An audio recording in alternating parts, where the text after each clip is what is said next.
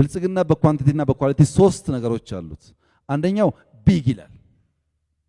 እንጦጦ ቢግ፣ ኤርፎርስ ቢግ፣ መከላከያ ቢግ፣ ኢንሳ ቢግ። ለምን?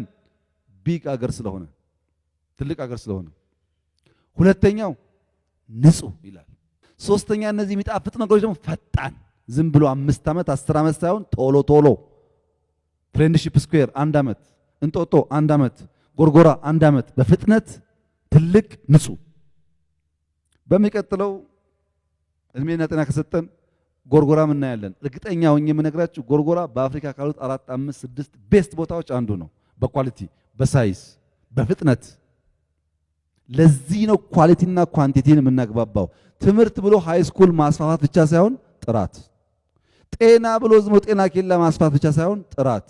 ጤና ኬላው አለ፣ ሰው አይድንም። ትምህርት ቤቱ አለ፣ ድንጋይ የሚወረውር እንጂ ሐሳብ የሚወረውር ሰው አይፈጠርበትም። ኮንዶሚኒየሙ አለ፣ ሰው አይኖርበትም። ሊፍት የለውም፣ ሽንት ቤት የለውም፣ ምናምን የለውም። ኳሊቲና ኳንቲቲን አስታርቆ መሄድ። የመጨረሻው ሁለቱ ኤ ኦቶሪቲና አካውንታቢሊቲ ናቸው። እኛ በተሰጠን ስልጣን በተሰጠን ኃላፊነት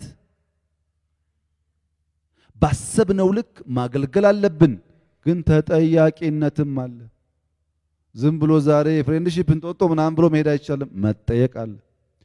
አካውንታብልነት ለምናደርገው ኃላፊነት እንወስዳለን፣ ደግሞ ኤክሰርሳይዝ እናደርጋለን።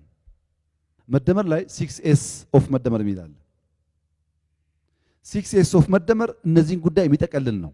አንደኛው ሲናፕቲክ ነው፣ ሙሉ እይታ። የመደመር አንዱ ኤስ ሲናፕቲክ ነው፣ ሙሉ እይታ። እይታችን ቁንጽል እንዳይሆን የሚል ነው። ሁለተኛው ሲነርጂ ወይም ሲንክሮናይዜሽን ነው፣ መስተናኘት፣ ተግባብቶ ለአንድ ዓላማ መቆም፣ መናበብ፣ መግባባት፣ መቀናበር፣ ሲነርጂ። ሶስተኛው ሲንተሲስ ነው፣ አስተጻምሮ፣ ንድፈ ሐሳብን ከተግባር ቃልን ከተግባር ማገናኘት። በአዋሳው ጉባኤ አዲስ አበባን እንደ ስሙ አበባ እናደርገዋለን ብለን አበባ አዲስ አበባ ውስጥ ማየት ብርቅ እንዳልሆነ ሁሉ በሚቀጥለው ጉባኤ ስንዴ ኤክስፖርት እናደርጋለን ብለን we have to realize it። መናገር ብቻ ሳይሆን ማድረግ